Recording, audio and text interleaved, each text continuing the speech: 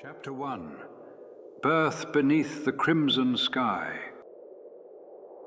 Listen closely now, and let the night lean in, for this tale begins far from the well-lit corridors of the Republic, far from the marble and glass that pretend the galaxy is gentle. It begins where the wind wears a red veil, where cliffs glow like banked embers, and where the skies themselves seem to remember old sorrows. It begins on Dathomir. There the air is not merely breathed, it is tasted, as if every drifting mote carries the tang of iron and the spice of rain that rarely falls. The jungles knit themselves into shadowed vaults, and beneath them the ground is soft with centuries of trodden leaves. The night birds call like wooden flutes, the insects beat their tiny drums, the rivers move with the patience of time, winding through stone that has dreamed longer than empires. In such a place, my young one, power does not announce itself with trumpets. It hums, low, constant, inevitable, the way a heart hums in the quiet before sleep. It was beneath such a sky that a child was born, a small thing, crimson-skinned and wailing with the insistence of new life. He was a son of the Zabrak, marked in potential rather than ink, for the sigils that would one day paint his face were not yet traced by ritual. He came into a world that already knew his name, though no one had spoken it aloud. The wind whispered it, the stones held it, the waters carried it, and the witches, the Night Sisters, who walked like shadows through torchlight, recognized it the moment they heard his first hungry breath. The Night Sisters possessed their own kind of gentleness, not the softness of a nursery, but the firmness of a hand that steadies a blade at the whetstone. Their lullabies are old words braided with intent, and when they sing, the jungle leans closer to listen. On the night of the child's birth, they formed a circle in a cavern where the ceiling glittered with mineral stars. Smoke curled in green ribbons, carrying scents of resin and bitter herbs. Sparks rose and fell like slow rain. And at the circle's heart, a woman stood with eyes like stormlight, her voice quiet and inexorable as a tide. She lifted the child and let the cavern's breath move over him. Hush, the air seemed to say, hush, little ember, grow, little flame. He answered with a smaller breath of his own, a brief fist of sound, the way lightning keeps a single moment's impatience even inside a storm. The witches nodded to one another. They knew the signs. They felt the way the world tilted, just slightly, toward the child, as if acknowledging a future that already existed somewhere beyond the curve of time. There are many ways to speak of power, my young one. Some call it an inheritance, as if strength were a coin passed from hand to hand. Others name it a wound, and perhaps they are not wrong. For most strength is learned where tenderness is scarce, where hunger teaches the tongue to savor and the empty bowl becomes a stern instructor. On Dathomir, power is both inheritance and wound, a gift that costs, a cost that gifts, a circle as tight as a wrist bound with thread. The Night Sisters knew this, and they would not lie to the child with milky comforts. They sang the truth, but softly. Outside the cavern, the planet gave its own blessing. A wind rose that did not chill. The moss on the stones brightened faintly, as if remembering rain. Far off, red lightning traced a patient sigil across the horizon, and when it faded, the infant's small hands opened as though he were grasping some shape only he could see. Had you been there, listening, you might have mistaken the hush for peace. It was not peace. Not yet. It was the quiet that comes before a path lays itself down. Stone by stone, in time the child was cradled in a woven sling, carried through the jungle to a village where roofs were made of living branches coaxed into arching canopies. He learned the scent of cooking broths, the warmth of coals smothered under earth, the rhythm of stone mortars grinding roots into paste. He listened to the elders speak not in sermons but in stories, where a lesson could wear the friendly mask of a fable. He watched the hunters trace careful circles in the dirt to show him how patience is a net and attention the knot that tightens when the moment arrives. He touched the damp bark of the witch trees and felt their sap tacky on his small fingers. And somewhere beyond every ordinary thing, the hidden music of the world thrummed, always there, always calling. But all songs have their counterpoint, even the soft ones. From beyond Dathomir's horizon there came another notice, a regard like the reflection of starlight in the eye of a patient predator, a presence who knew that power is not content to ripen where it grows, who would pluck it early if plucking kept it for his table. He was not yet in the village. He was not yet in the cavern. He was, instead, the low promise behind a door you have not opened, and he waited with the serenity of one who has already decided. For now, the child knew only small truths. He learned the weight of a wooden practice staff. He learned the measure of his own breath, timing it to the rise and fall of the leaves when the wind passed over them. He learned to step where the ground would bear him and to quiet the urge to hurry, for on Dathomir, haste alerts the forest to your greenness, and the forest is not kind to the hasty. He tumbled, he rose, he tumbled again. Each fall gave him a new map of himself, a new accounting of bone and balance and temper. When he cried, he did not shatter the air, he bent it, the way a reed bends the river, changing the water's face, not its flow. There is a legend whispered by the Night Sisters that some children are not born so much as summoned. The world itself, weary of being ignored by noisy cities and their quiet arrangements of power, calls for a child who will listen to its smaller songs. These children do not often grow gentle. They learn the bones of silence and the teeth of stillness. They understand that mercy is not the same as sleep, and that sleep is not the same as surrender. If you asked the midwife of that night what she felt when she lifted the crimson infant beneath the cavern light, she would tell you, in a voice that seemed almost reluctant, that the planet had exhaled after holding its breath for too long. The first mark upon the child's skin was not paint, it was shadow. A shadow cast by a hand that was not yet there. A future hand raised not in comfort but in command. It moved across him as the torches wavered, a prophecy spoken in silhouette. The witches noticed, but they did not murmur. They understood that naming a thing too early binds it in place, and so they did not name him for the world to hear. They held his name like an ember cupped in a palm, half shielded, half fed. When the time came for the first rite, a small one, a beginning, the child stood within a ring of soft ash. His feet were bare. The earth was just warm enough to suggest a hearth. He was asked to listen, nothing more, to listen to the breath between drum beats, to the moment when a torch crackles and then rests, to the leopard moth tapping its wing on the rim of a bowl. He listened. He did not fidget. He did not look to the doorway as if freedom lay elsewhere. He focused the way a seed focuses, all will toward the one task it was born to do. The elders looked at one another. They recognized devotion when they saw it. Devotion can be shaped into many meanings, some gentle, some sharp. Close your eyes, my young one.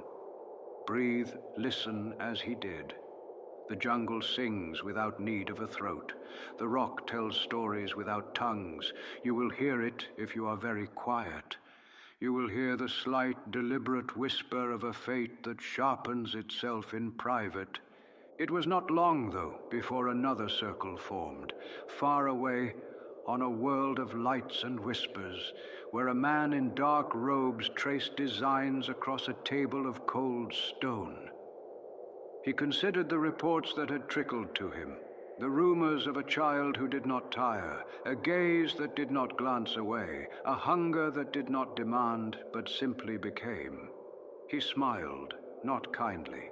In his vision, Dathomir appeared not as a planet, but as a key, and the child not as a son, but as a door the key would open. He sent word, not a fleet, not a banner, only a thread, to be pulled gently, to draw forth what the galaxy did not yet know it desired. Meanwhile, the child grew. He learned to run the narrow paths between strangler vines without brushing them. He learned to vault the stone roots that curled like sleeping serpents. He learned that the night does not belong to fear. It belongs to those who can see their own breath and not mistake it for a ghost. The witches praised him sparingly and corrected him with the same gentleness one uses when turning a blade upon the whetstone, a pace, a pressure, a rhythm, again and again until the edge gleams. Each evening the red sky deepened to burgundy and the moon stepped out like painted shields. He would stand in their light and feel, not pride, but alignment, as if the sky had been hung in exactly the right place to steady him. And then, on a morning when mist drifted low and the leaves were beaded with shy, perfect drops, a visitor arrived. He did not come fully seen. He came like a rumor given boots. The witches greeted him as they would greet a change in weather, accepting what could not be delayed, preparing what could not be avoided. He spoke softly. He asked to see the child. He offered no threat. He needed none. The word he carried was not demand, but destiny, and it moves people in ways sharp blades cannot. The child, small and silent, looked up at the man in the dark robe. He did not cry. He did not reach out. He only listened to the silence between the man's words and found it very, very loud. Somewhere the jungle tightened its muscles, though it did not move. Somewhere a torch exhaled a longer smoke. Somewhere a mother's hand, strong as rope, warm as bread, opened and then closed around emptiness. What shall we call you, little ember? The question had been answered before he was born, and yet it had not been answered at all. He was not the first to feel the world arranging itself around him. He would not be the last. But he was, in that moment, the point of a spear that would not stop at one throw or two, a spear that would be thrown again and again until even hatred became a kind of weariness, and weariness became rest. Remember this first night and this first morning, for the crimson sky that watched him come into the world also watched as the road unrolled under his small feet. It is a long road, and you need not hurry. Let your breath slow. Let your mind sink like a stone into soft water. The child will be carried from his red world soon enough, but not tonight. Tonight we linger with the wind and the torches and the quiet certainty that some stories begin not with a shout, but with a held note, one that trembles and then steadies, and then, at last, becomes a blade. Chapter 2, The Mother and the Master. Breathe slowly now, and watch the red mist of Dathomir curl back to reveal another chamber deeper than the first, where the rock sweats a faint mineral dew and the air tastes of old vows. Here a woman stands as still as carved wood, only her eyes moving, following a thread that only she can see. She is called Mother, though the word is not small enough to fit her. It is a cup trying to hold a river. She has listened to the jungle's sentences since before the child's first cry, and she has spoken with those who do not use simple tongues. In her presence, promises develop faces. In her absence, they continue to breathe. On a night when the moon sat like patient coins upon the heavens, she gathered the coven into a ring of faintly glowing lichen. The candles were not needed, the jungle knew to hush. In a vessel of dark stone, older than the oldest memory, she poured water pulled from a spring that only the bold or the foolish dared to drink. Into it she let fall the smallest curl of a root, a whisper of ash from a beloved fire, and a length of thread dyed with the child's first laughter. When she stirred, the water sighed and rose in a swirl of green light, as though the planet had opened an unseen eye. "My son," she said, and the word son sounded less like a relation than a direction. "You are a door." Around her, the coven felt that peculiar tremor that means a truth is arriving, barefoot and unadorned. "Beyond this door stands a hunger that wears patience like a cloak. It will desire you not as a companion, but as a tool. We will dress you in names to keep you warm, but names are only garments." She rested her palm against the rim of the vessel and watched the green light collect itself into brief shapes. A horned silhouette, a pair of steady hands, a gaze that never learned to glance away. The mist dissolved with a soft hiss. The rock hummed a low chord the body could feel more than hear. Outside, the child lay in a sling of woven fiber, soothed by the slow swing that imitates a heartbeat. He did not sleep as most infants do, floating loose on the soft sea of exhaustion. He slept like a guard in an empty hall, still ready, every muscle packed away precisely, as if rest were an instrument to be tuned rather than an indulgence. When the wind shifted, bringing with it a trace of spicy incense from the ritual cavern, his fingers tightened briefly and then relaxed.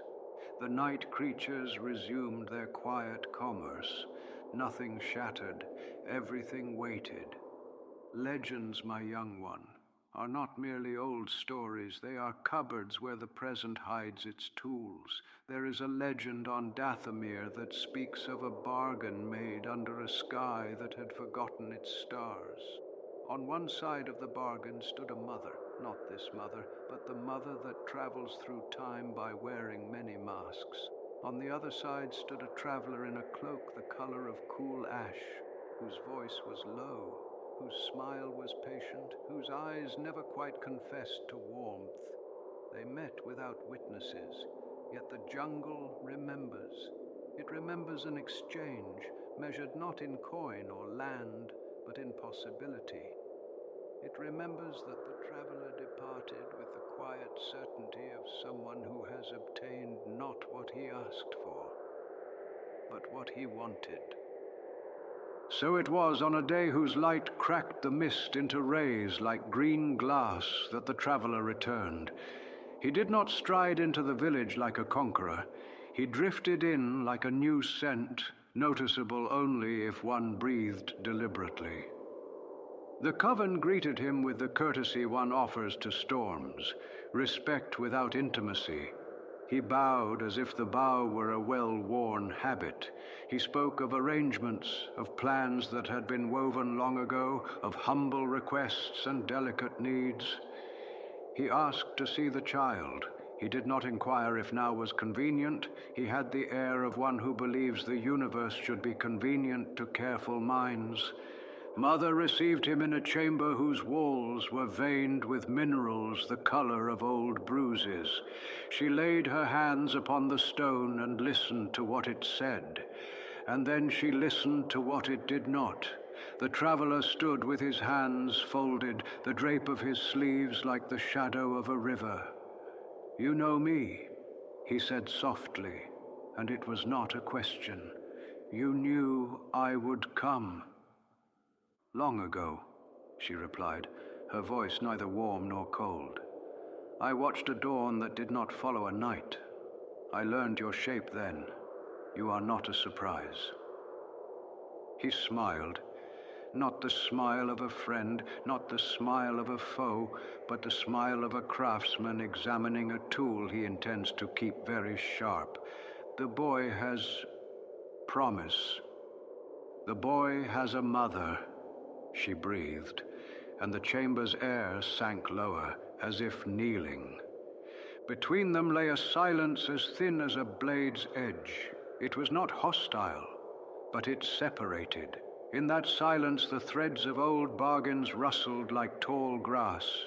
Legends say, and legends are cupboards, remember, that this traveler had once spoken of mentorship, of knowledge flowing like a dark, nourishing river, of a partnership in which the mother would hold a chair by the fire, and the traveler would sit opposite.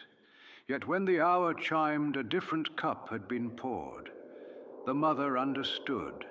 She knew the taste of deception. She also knew the taste of inevitability. They are not so different on the tongue. The child entered then, walking with that peculiar gravity children wear when they sense the adults are dressing the air in formal garments. He looked from the traveler to the mother and then to the floor, as though reading the shallow grain in the stone. The traveler inclined his head, a gesture that protected nothing and revealed nothing, and spoke the child's name in a way that made it sound like a locked door opening. The child did not answer aloud. Answering aloud is only one of many ways to answer. His stillness replied for him. "Come," the traveler said after a time that managed to be both brief and interminable. "It is time to learn what the galaxy has been preparing to teach you." His tone was not unkind. It simply did not include room for refusal. The mother looked at her son, and 100 unsaid sentences gathered at the corners of her eyes. She reached out and rested her palm against his cheek. The heat there was steady, like a coal banked carefully so it would not exhaust itself too soon. "You will remember what you are," she whispered, "even when others tell you what you must be." He leaned into her hand, just slightly, the way a tree leans into the wind to test it. Ritual cannot make parting gentle, but it can make it intelligible. The coven prepared a small rite, not to bind the child, he would belong to the road soon enough, but to wrap him in a fabric of memory. They traced a simple sigil across his brow with a paste of soot and plant resin, a mark that would fade by morning but would remain stubbornly beneath the skin where sight cannot reach. They spoke a prayer that began before language and will end after it. A prayer that sounds, to the inattentive, like breath. In the bowl of dark stone, the green light rose again. It did not promise protection, it promised companionship. Even a blade prefers a sheath to travel in. The traveler waited with the untroubled patience of a clock that knows it will be obeyed. When the rite was complete, he extended a hand. The child, who had learned from the jungle that refusal can be louder than a shout, did not take it at once. He looked to the mother. She nodded, not as surrender, but as strategy. "Go," her nod said, "and bring me back the shape of your strength." The child set his small hand in the traveler's palm. Their fingers did not interlace. They did not need to. They left the village the way water leaves a cup, silently, completely, without drama, with the inevitability of gravity's opinion. The jungle watched them with its 1,000 green eyes. No animal broke cover, no bird scolded. When they reached the edge of the red cliffs, the traveler paused to regard the horizon, which lay like a blade on the throat of the world. "You will learn to read that line," he murmured, almost to himself, "where endings begin and beginnings end." Behind them, Mother stood upon a rise of earth, alone but not diminished. She lifted both hands and, for a moment, the air trembled, as if remembering that it had once been thinner and more obedient. The tremor subsided. She lowered her hands. Her eyes did not leave the disappearing figures. My son, she said softly to the wind, you will not be empty in the places where they wish to hollow you. The wind, eager to please, tried to carry the words after him, but words are heavy when they are true. They fell upon the path, one by one, and waited, knowing he would step on them and feel their strength through the soles of his feet. In the days that followed, the village moved at the same measured pace it always had, for grief here wears the mask of labor and purpose. The coven ground roots with care and recited recipes as if they were charms. The hunters sharpened their blades and watched the light move across the edge. Children chased shadows and learned they could not catch them. At night, the witches gathered and spoke of stars that could not be seen from Dathomir, stars that hummed of learning and of tests in long corridors where the air smelled of metal and intention. They did not speak his name aloud. They did not need to. As for the traveler, he led the child from the red world to cooler halls where the floors forgot soil and the walls remembered nothing but the labor of bearing weight.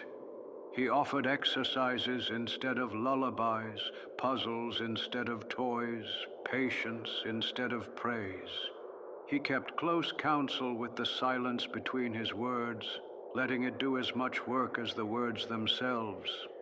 The child listened as he had been taught to listen, to the breath between drum beats, to the space where a torch's crackle pauses. He learned that in this new place the quiet does not belong to the jungle, it belongs to intention. But that is a lesson for another night, my young one. For now, let your breath match the slow swing of the sling that once held him. Let your thoughts drift like green mist rising from a bowl of dark stone, and know that the mother's vow travels with him, braided into the thread of his days. The traveler, the master, may shape the blade, but the metal remembers the ore, and the ore remembers the earth, and the earth remembers the mother. Rest now, for the furnace waits, and the furnace is generous with its heat and its lessons and its shaping. Chapter 4. Hunter in the Shadows. The air beneath the shining avenues is different, slower, denser, as if the light above has been strained through miles of steel and stone until it forgets its origin. Down here, the city does not speak in speeches. It mutters in steam and wire, in the tap of leaking pipes and the sigh of generators that never rest. Somewhere far above, counselors are debating definitions of peace. Here, peace is simply a moment when the shouting stops. Into this theater of flicker and hiss, the hunter descends, a figure in a hood, moving with the practiced quiet of water finding the lowest ground. He has been sent to listen, to practice patience not as an idea but as a pulse, to learn how the living move when they imagine themselves unwatched. He drifts through market rows where tired vendors sell small salvations, soup that remembers warmth, boots that almost fit, trinkets of, glass that pretend to be stars. He studies how desperation bargains, how pride refuses to, how grief eats and eats until it learns to fast. He does not intervene. The lesson is watching, and the test is how long he can bear to know and not act. His master's teachings whisper like a thin wire laid beneath his thoughts. Patience is the sheath of ambition. Observe the currents that move those who believe themselves still. Do not hunt the body only. Hunt the moment when it admits it is prey. So he watches. A cut purse is not merely a thief. She is a map of hunger and risk. A calculation rehearsed 20 times and performed once. A gang captain is not merely a bully. He is a choir of voices, some his own, most borrowed, all singing a hymn to fear. A hired blade is not merely a threat. He is a ledger of debts, sharpened nightly with the stone of memory. The hunter collects such understandings the way others collect currency. He grows rich in implications. When the master's summons comes, it is never loud. A signal slips across a private channel with the softness of a held breath. He follows it to hidden doors, to narrow rooms that smell of oil and stone. The tasks he receives are rarely grand, never public. Silence here is not avoidance, it is method. A name is given, sometimes a location, often only an absence. This rumor must cease drifting, this trail must lead nowhere. This question must learn the politeness of forgetting. The hunter nods and leaves, and the city soon obliges. He learns the grammar of movement in crowds, when to be a comma that slows, when to be a period that ends, when to be a space that erases. He discovers that terror is not the loudest instrument. It is the purest, if played with restraint. Many he meets do not realize they have met him. They merely change their minds at a crucial moment, go home earlier than planned, cancel a meeting that would have birthed a small catastrophe.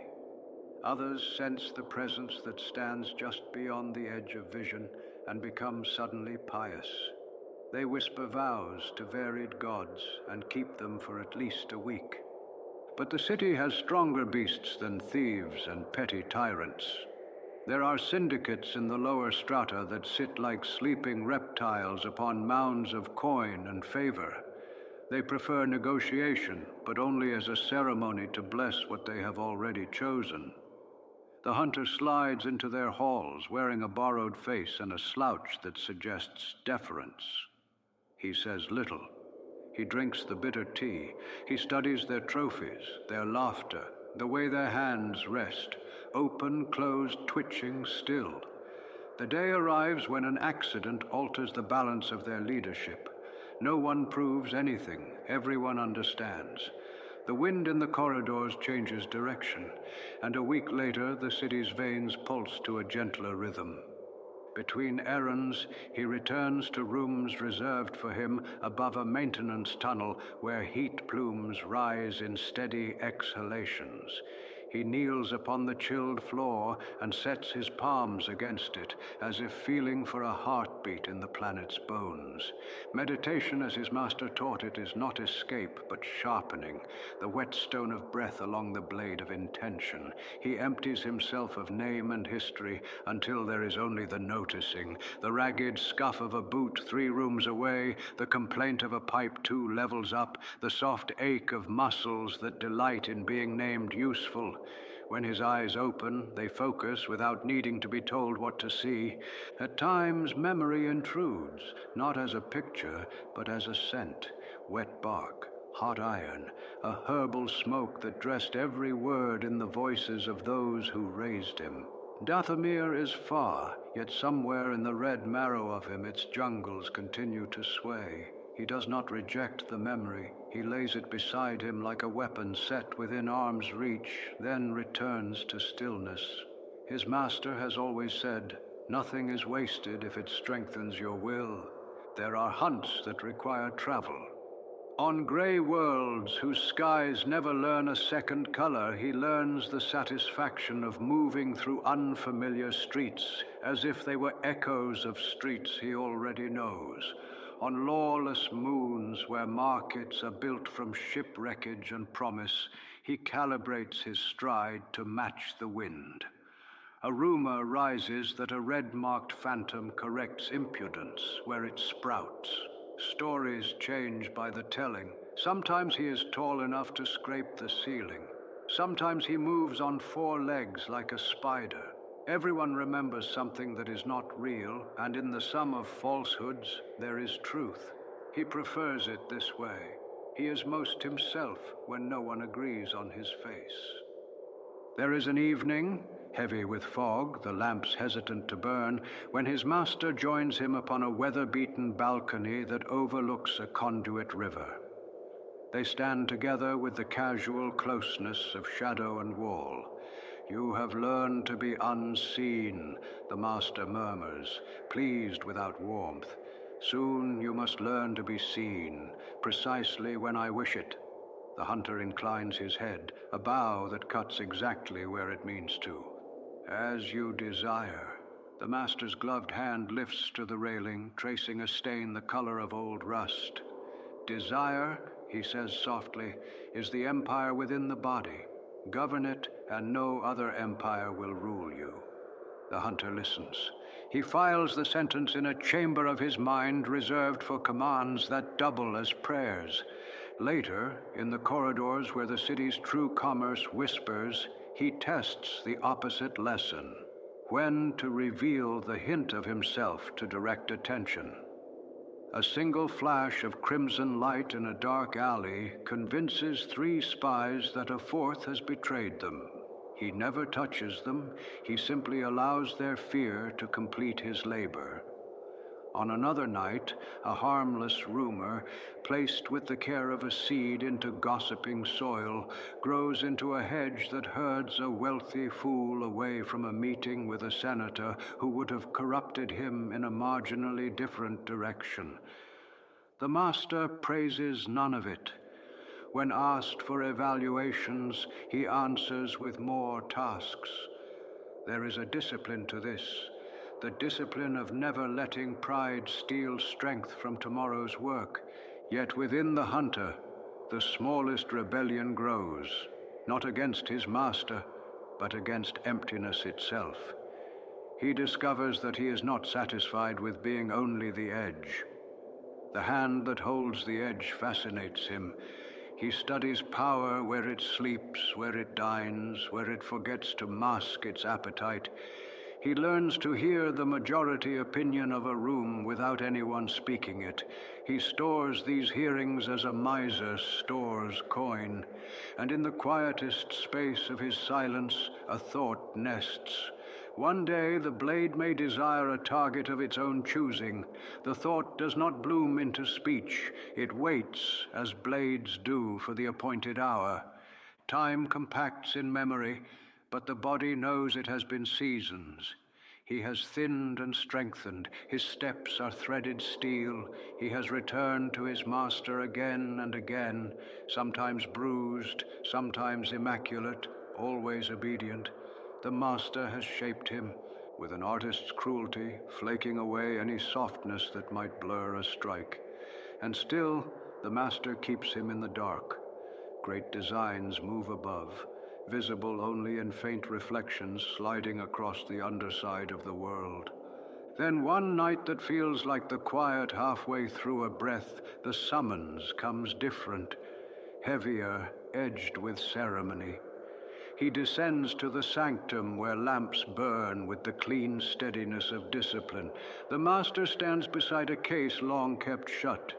"You have been a rumor," he says. "Now you will be an answer." The lid opens with a sigh. Within lies the weapon that will translate an existence into a sign, a staff that births light at both ends, a promise of balance and its violation. He takes the hilt in both hands.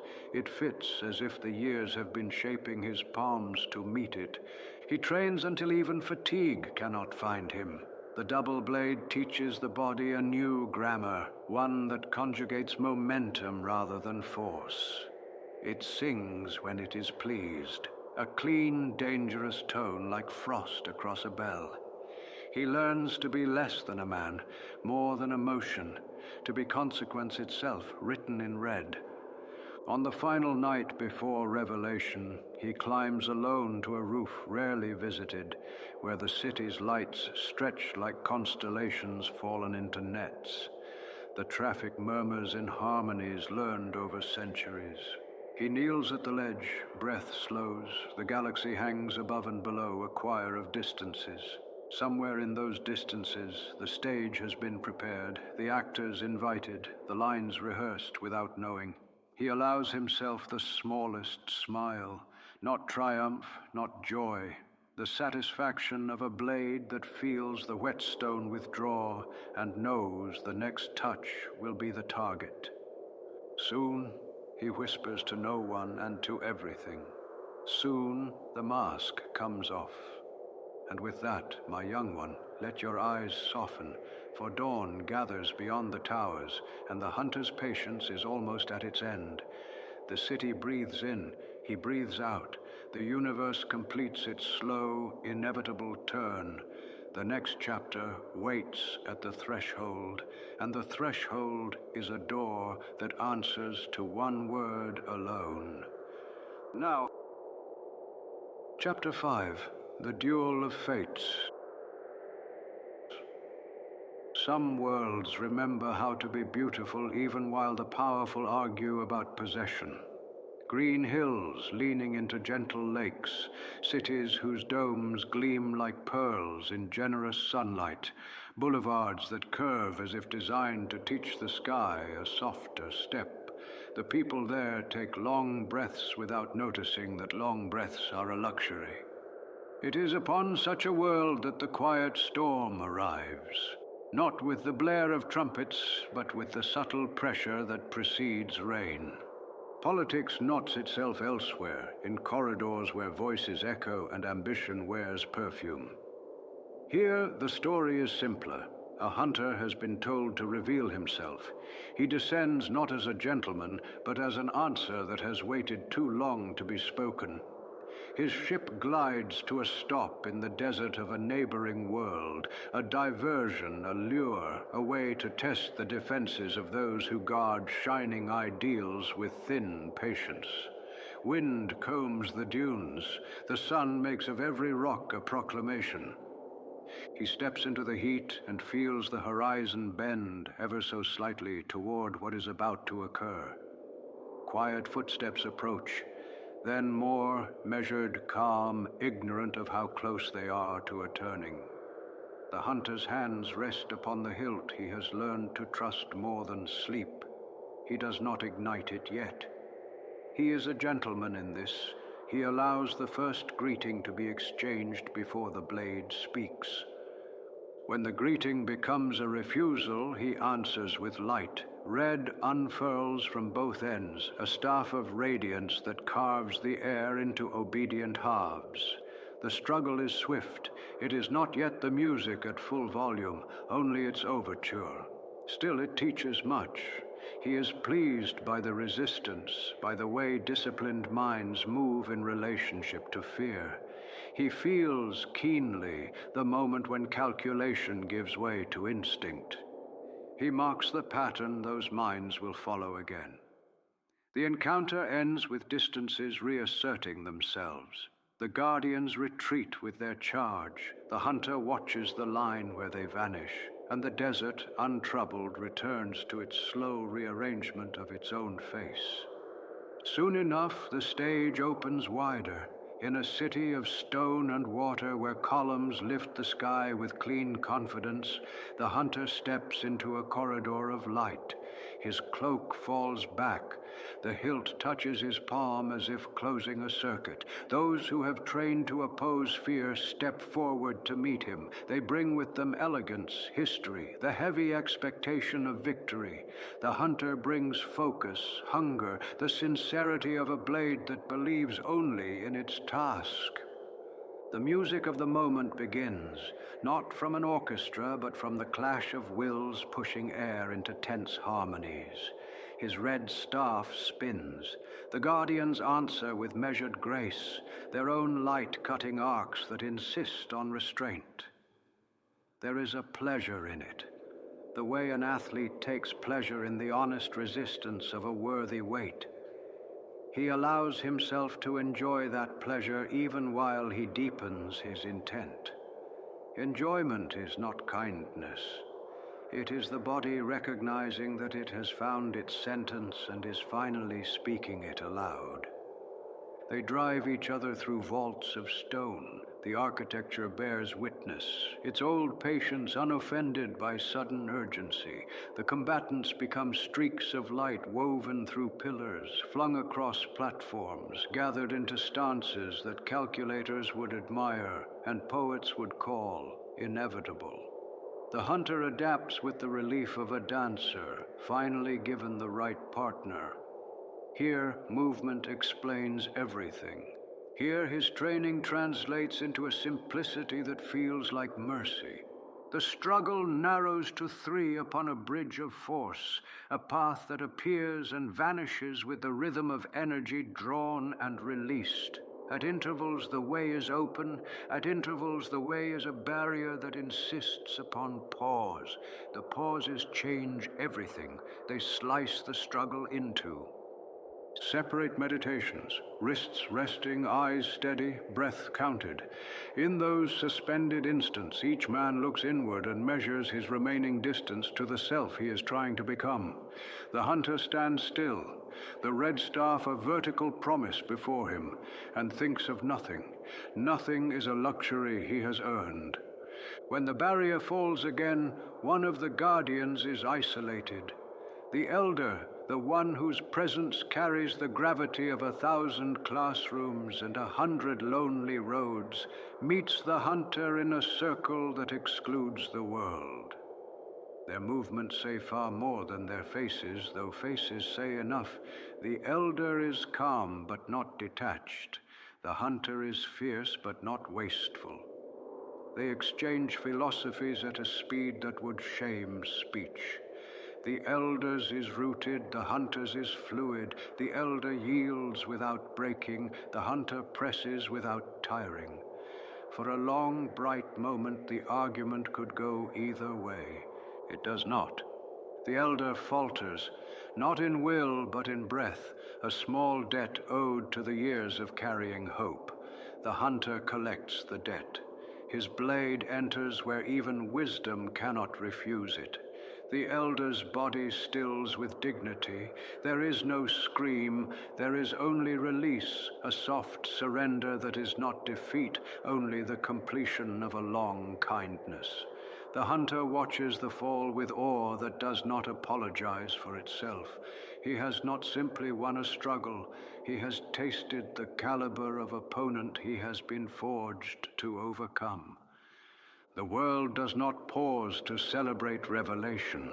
The barrier lowers once more, and the remaining guardian rushes in, youth blazing, grief made into purpose with a speed that startles even the hunter. There is a purity to the young one's motion, not yet a perfect art, but something more dangerous. A love that has become a line. They meet like flint and steel. Sparks fly in senses we do not have words for. The hunter's confidence, so hard-earned, shifts its weight to accommodate the unexpected. Now the architecture truly becomes part of the argument. They race along high catwalks. They leap between perches where a misjudged span would mean a long falling prayer. The hunter presses, then yields, the better to pull. The young guardian recovers, then overreaches, the better to discover. It is beautiful, it is terrible, it is entirely itself. At last, the dance closes upon an edge above a deep throat in the palace's body. The hunter gains the advantage, and the young one, clothes torn, breath harsh, dangles over the fall. A single grip between him and the empty lesson below. The hunter allows himself a measured satisfaction. The story has explained itself. He stands, weapon lit, a verdict poised. "You have nothing," he tells the young one, voice low, not taunting, factual. "Nothing but fear. Fear is honest. It will not lie about its nature. But it is not sovereign over those who have learned to kneel before better masters." The young guardian breathes once, the kind of breath taught in disciplines older than empires, and then he moves with a clarity that reminds the hunter of dawn breaking on a blade, a leap, a call answered by something larger than muscle, a reclaiming of ground thought permanently lost. The hunter strikes, correct, efficient, but finds himself striking a shadow that has already passed. Then reversal, an edge too clean to name. The red staff breaks, not in metal, but in meaning. The world tilts, weight disappears, and then returns in cruel arithmetic. The fall is a long sentence spoken without punctuation. The hunter's body becomes a lesson in what hatred can hold together. And still, he does not end. The shaft swallows him, but refusal stitches sinew where medicine cannot. He clings to the smallest ledges inside himself, howls inwardly so that no sound escapes. The struggle does not grant him dignity, it grants him continuity. The body is mutilated, the will is not. In the darkness beneath a beautiful city, something crawls into its second life. Above, the young guardian kneels beside the elder who has entered his long rest. Bells do not ring, but if they did, they would ring softly. The city continues as cities do, adjusting, forgetting, remembering, misremembering. The official stories will call this a turning, and they will be right in a way that misses the point. The true turning has already occurred in the shaft, where a being who should have ended has chosen instead to begin again as a different sort of sentence. Breathe now, slowly. Let the rhythm of falling become the rhythm of sleep. Down there in the dark, hatred forms a cradle, and the cradle rocks without mercy. And yet, with a strange, persistent kindness, the kindness of purpose that refuses to release its child. The hunter dreams of red skies and green smoke, and a hand that was both promise and theft. He dreams until the dreams blur with waking, and waking becomes another name for the same persistence. Rest, my young one. The abyss has not swallowed him, it has adopted him. And in the next chapter, we will descend into that adoption, into the webs and whispers of a mind learning to live where light is rumor and hunger is law, into the madness below, and the slow, terrible patience it will teach. Chapter 6, The Madness Below. Breathe in, and feel the air grow colder, thinner, as if we have descended into a place the galaxy refuses to name. This is not the noble undercity of a thriving world, with its markets and its muttered bargains. This is the basement beneath basements, the forgotten shaft where light limps and sound travels in crooked lines. Here, the hunter falls. He falls beyond spring and harvest, beyond justice and rumor, beyond any sentence that ends with a period. He falls until falling is no longer motion but a climate, a weather of the soul. And then, at last, he stops. Pain greets him like an old acquaintance with new ideas. It is not the bright, instructive pain of the training halls, that crisp arithmetic his master favored. It is swamp pain, seeping and patient, filling every hollow, asking polite questions with terrible persistence. He finds what? Remains of his body, and takes inventory with a butcher's honesty. Pieces answer from far away. Bones complain like rusted hinges. Muscles remember commands but cannot obey them. The mind refuses to count. It has other work. He crawls. Whatever metal embraces him, pipe, beam, rail, becomes a ladder designed by a drunk god. He climbs and falls and climbs again until a floor presents itself like an insult. He laughs, a sound without humor. The laugh returns to him from the dark, thinner, older, already tired. He listens to it fade and thinks without malice. So even echoes can't be bothered here. Then he sleeps, the sort of sleep that is less a choice than a debt. Time moves around him with the distractibility of a moth. Sometimes he wakes to a trickle of filthy water. Sometimes to the clatter of vermin. Sometimes to the silence that blossoms in places even vermin despise. Above him, not far, yet also an empire away, the city continues its ceremonies of order. Down here, order is an anecdote. He learns to stitch himself with refusal. He knots sinew to will, bone to breath, breath to hate, and hate to a thread so fine it might be mistaken for faith. He speaks little aloud. Words feel expensive, and he is not in a generous mood. When he does speak, it is to test whether his voice has kept its edge. It has. The sound scrapes the dark and returns as a rasp. Good, he murmurs, and sleeps again. Days stop wearing names. He measures time by the taste of the air, by the number of steps between thirsts, by the distance a memory can travel before it forgets itself. He discovers that the mind, when starved of novelty, begins to recycle its furniture. Dathomir's red sky becomes a blanket that smells of hot iron. A master's hand becomes a barren tree on which winter hangs identical fruits. A double-bladed weapon becomes a spine he cannot quite straighten. Over and over he arranges these objects, attempts a different room, hopes for better angles. The room persists in being the room. Rats come. It is a gift. He kills one with a speed that surprises him. The body obeyed then. He is grateful for obedience. He eats, and the act is liturgy. He thanks no one. He has not yet decided if the universe deserves thanks. Later, when new hunger returns with the confidence of an old king reclaiming a throne, he kills 2 rats at once, a hand and a foot working in honest partnership. He smiles, small and private. The body remembers its profession to do as commanded when the hour confesses its need. Light appears at intervals, reluctant, as if ashamed of its own insistence on being seen. It sketches a ladder of bars across a wall, then surrenders to shadow. He considers climbing. He does not. He considers praying. He does not. He considers dying. He does not. What he does is simpler. He decides. Not about destination, not yet. About orientation. He will face upward when he sleeps, even if the ceiling offers no comfort.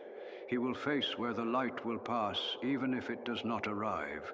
It is a quiet treason against despair, this turning of the face. He keeps the treason secret from himself. Somewhere in the tunnels, machines mutter. Scrapper droids scuttle like beetles made by a god who prefers angles to mercy. They drag away metal bones that once served nobler skeletons.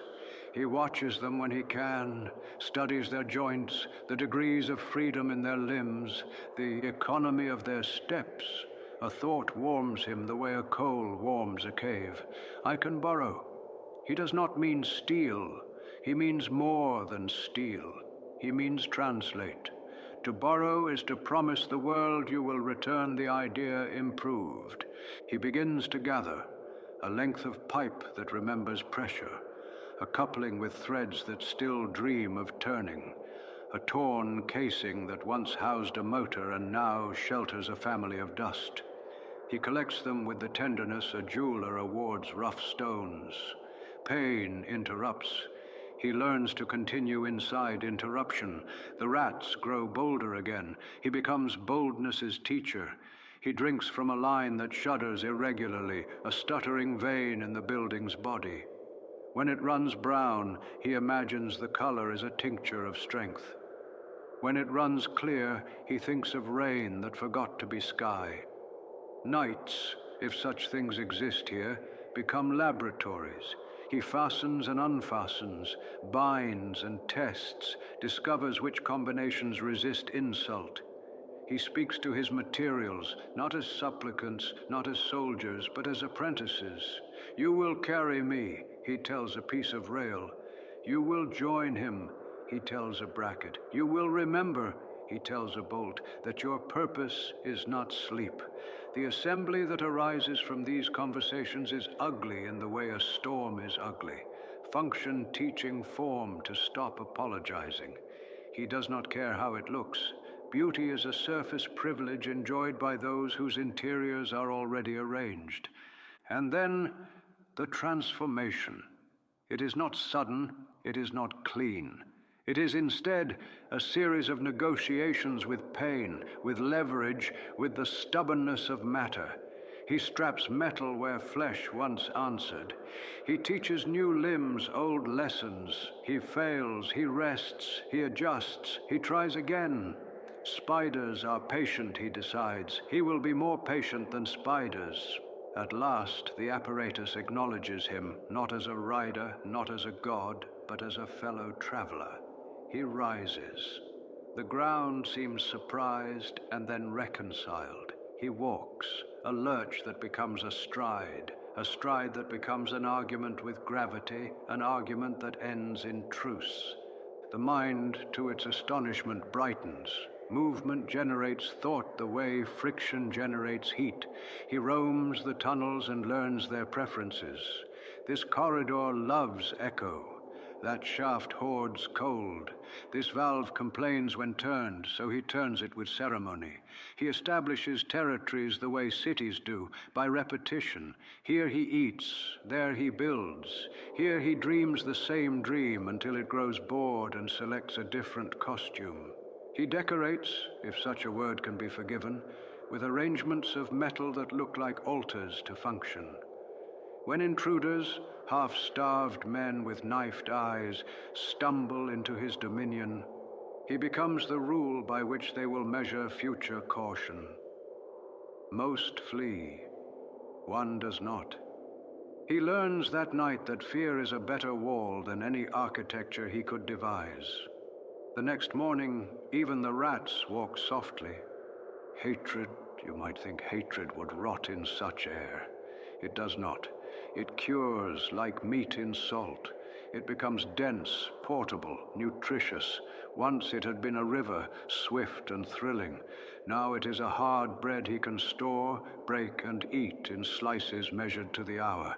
He chews the name of the one who cast him down, not as a victim chewing bitterness, but as a student rehearsing a lesson until it stops needing language. The syllables dissolve. What remains is direction. Direction needs a compass. Solitude offers him two. One is a face, a young man's, set firm with a stubborn grace, the eyes bright with the faithful arrogance of the taught. The other is a hand, pale, patient, gloved, lifting, guiding, shaping, withholding. Between them stretches a string that vibrates when plucked by memory. His heart sits upon that string like a bead, sliding back and forth in sleepless practice. I will return to both, he promises the dark, one to end, one to surpass. Sometimes the mind breaks the surface of its cold sea and sees stars that are not there. He holds out his hand, and a moth of light lands on his fingertip. He breathes on it, and it scatters into letters that spell a word he cannot pronounce because it has not been invented. Then the water closes overhead, and he returns to the useful dream, the dream of building, of measuring, of rehearsing the day when rehearsals end. Madness here is not a theater, it is a toolkit. He chooses the tools that cut cleanly and places the others back in the box. Seasons, if we dare speak so generously, pass. His body and the metal make a pact to stop arguing in daylight. He grows lethal again, but with a softness the halls have taught him. He knows where noise begins and how to step around it. He knows the difference between hunger that requires food and hunger that requires focus. He knows that every corridor tells the same story of neglect, of inertia, of the slow tyranny of gravity, and that he can answer it with movement. Movement, he has learned, is a vote against decay. One night, because it feels like night, a sound occurs that does not belong to the familiar choir. It is hopeful in a way the tunnels find distasteful. He is at once alert and indifferent, for hope is a fragrance predators use to sweeten traps. The sound becomes a shape. The shape becomes a visitor. The visitor speaks a name that has not been spoken aloud in this country of not speaking. The name fits, though it is older than the dust, and for a long moment he does not recognize that the name is his. He does not rush toward it. He allows it to approach like a tide, politely inspecting the shore. The voice trembles with kinship, with recognition too eager to have practiced skepticism. "Brother," the voice says, and the word presses against old scars, as if testing their opinions about healing. He considers the architecture of that word. Brother, a bridge word, spanning chasms the civilized pretend are not there. He tests it with a tilt of the head. The visitor, enormous and earnest, lowers his weapon. The rats observe from their pews. We will not yet step into the light that follows. We will honor the dark's patience and let it keep the last word of this chapter. For down here, in the basement beneath basements, a man has learned to survive by transforming unpleasant truths into instruments and himself into the music they were meant to play. He is not healed. He is not whole. He is not kind. He is ready. Close your eyes and let the slow drip count for you. 1 drop for every promise he will collect. 1 drop for every breath he owes to a red sky. 1 drop for every step between here and the day a blade remembers the hand that released it. Sleep and know that even in madness there is method, and in method there is mercy. The mercy of movement that refuses to stop. Chapter 7, The Return of the Sun. Now, breathe once more, my young one. Let the cold stillness of the tunnels fade, and feel the faint pulse of a new current, soft but insistent, stirring beneath the stone. The abyss that swallowed him has grown restless. Its longest tenant begins to listen again, not to echoes, but to something warm, approaching, alive. He has been forgotten by the galaxy, yes, buried by rumor, written off by master and enemy alike. But the Force, in its strange humor, never forgets what it has broken. It remembers all pieces, however sharp, and now it calls him, not upward, not outward, but inward, toward a memory that once had a name. That name arrives on a voice. Brother. The sound drifts through the tunnels like smoke through a tomb. It is not the voice of his master, cold and precise. It is rough, searching, familiar and yet alien, a word shaped by care, not command. He hears it again. Brother, can you hear me? At first he thinks it a trick, the mind, tired of silence, inventing company. But then there is light, a glow, trembling and uncertain, cutting through the filth and the years, and within it a shape, tall, armored, horned as he is, marked in the same red and black geometry of Dathomir's sons. It is savage Opress, the creature that once was Maul's sibling in blood, though they never met beneath Dathomir's skies. Savage kneels among the wreckage of rust and bone, searching with trembling hands. He finds not the warrior he imagined, not the Sith assassin who carved Jedi and hope alike, but a crawling revenant, half metal, half hate, a creature of legs fashioned from refuse, eyes wide with a hunger too large for sanity. Maul sees him and hisses like a cornered thing. His mind, cracked but not empty, strains to recall language. Brother. It does not fit. He remembers no brothers, only a mother who whispered and a master who took. He scuttles backward, clutching at the dark as if it will defend him. Savage speaks gently, though gentleness does not come easily to him. It's me, he says. Mother sent me. She waits. At the name, Mother, something within Maul flickers, a soundless spark behind his eyes. The tunnels seem to breathe with him. He stops moving. His gaze sharpens, darting, uncertain. Mother, he repeats, voice dry as paper. She waits. Savage nods. She will make you whole again. Whole. The word drips through the cracks in his mind, pooling in forgotten corners. Wholeness is a promise he has not dared consider. For so long he has been only fragments, anger, pain, movement, survival. But to be whole, that is almost holy. Savage reaches out. Maul hesitates, but the Force moves like a memory between them. The connection is thin, delicate, trembling, but it holds. The brothers, strangers bound by the same red planet, rise together from the pit. The Undercity releases them without argument, perhaps relieved to lose so patient a ghost. Their journey is long. Savage carries the Broken One across barren worlds, through storms and wastes, through the silence between systems where only the stars whisper.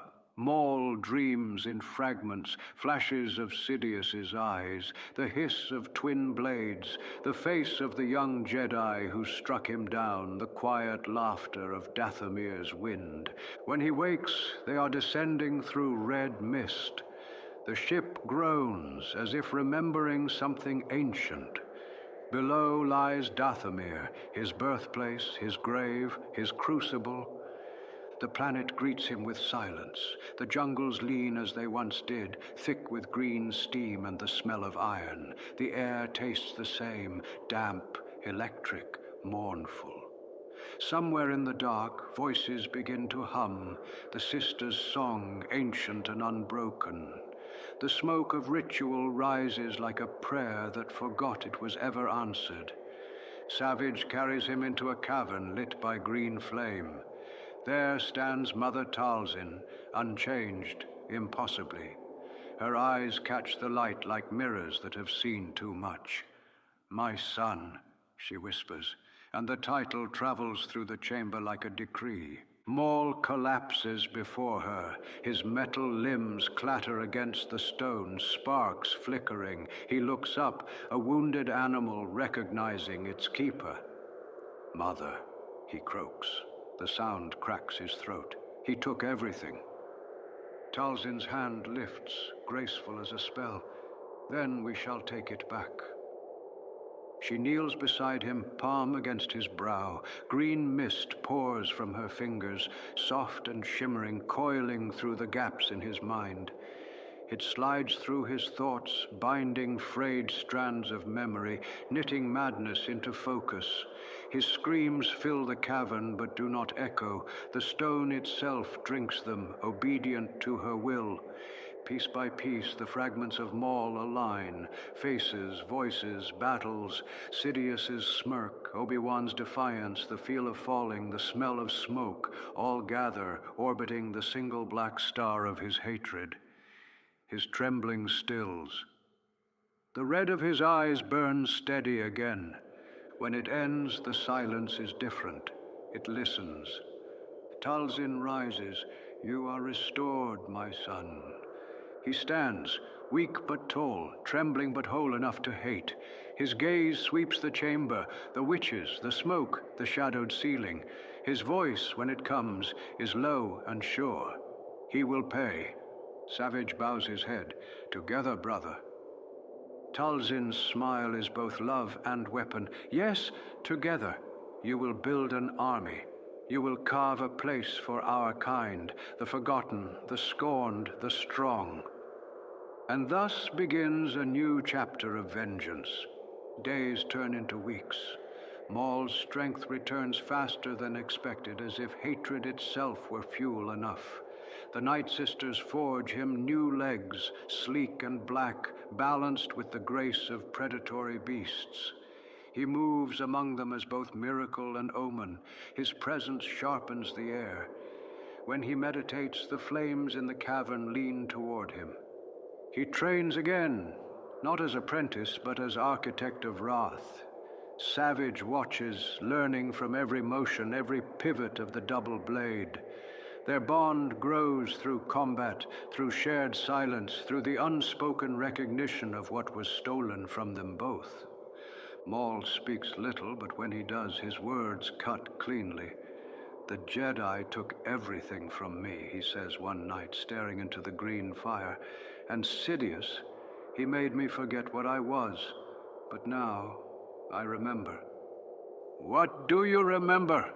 Savage asks.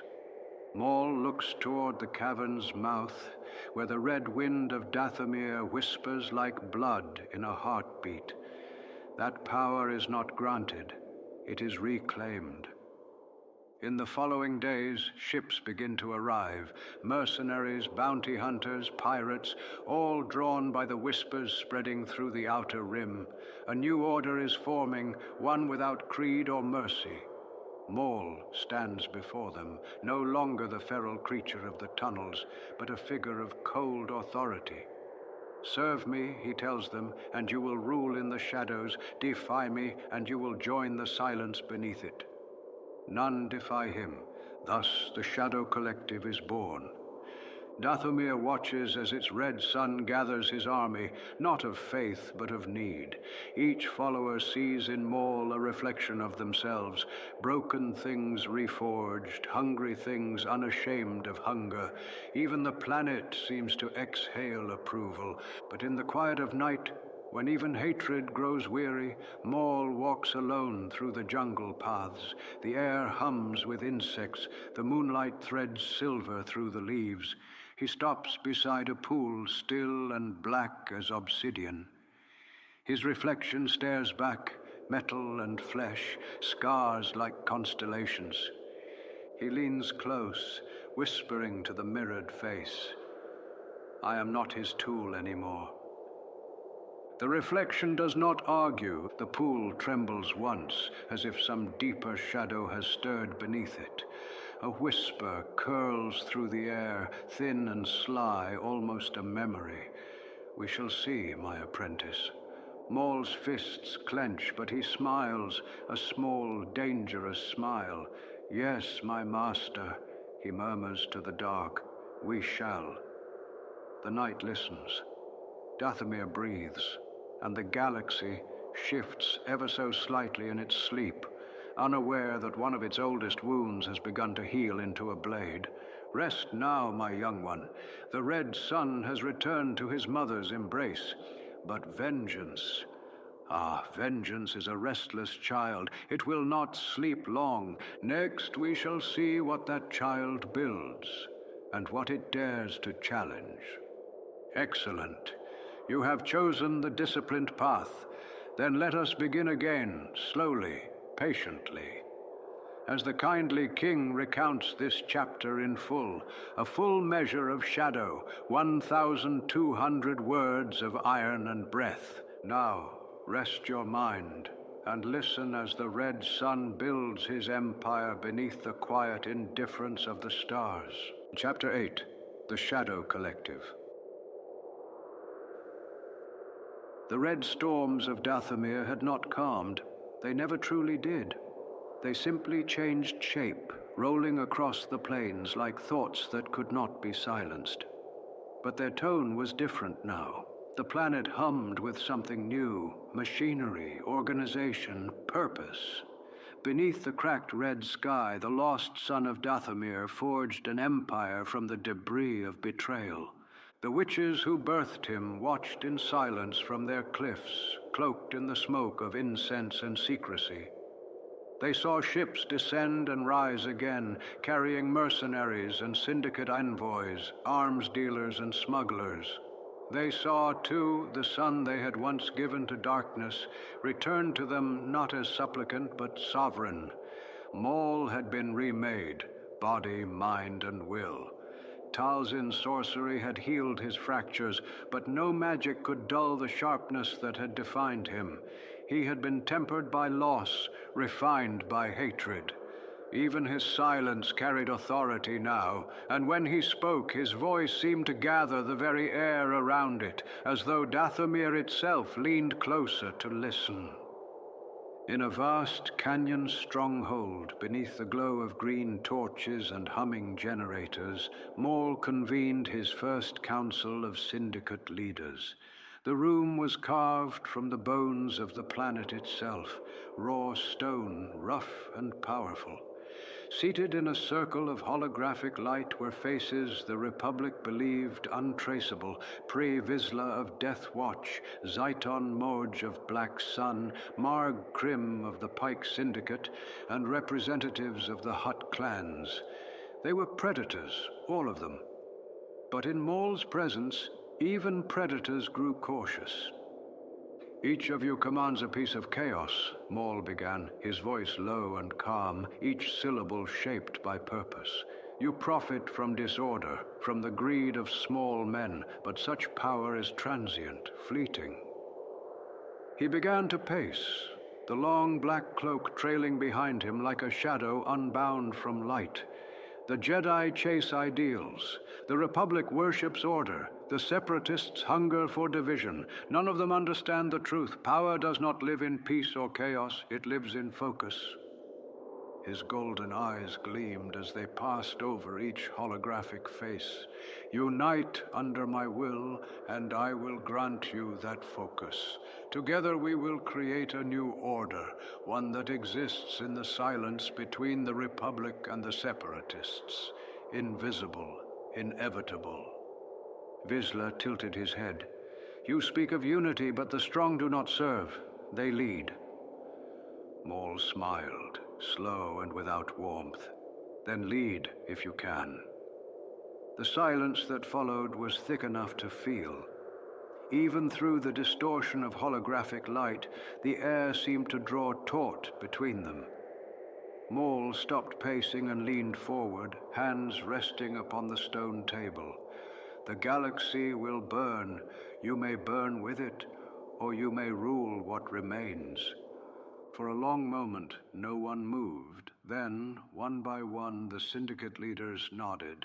Not in loyalty, not yet, but in recognition. They understood ambition. They recognized the kind that did not need to shout. The meeting ended, but the alliance it birthed did not fade. Across the outer rim, Maul's influence grew like a quiet infection. The Black Sun adjusted their routes to carry his shipments. The Pikes redirected their spice trade to fund his armies. Even the Hutts, those ancient lords of appetite, bent slightly beneath the weight of his inevitability. He called his empire the Shadow Collective, and soon its emblem, a red sigil carved in the geometry of Dathomir's storms, appeared on ships, banners, and armor across the lawless worlds.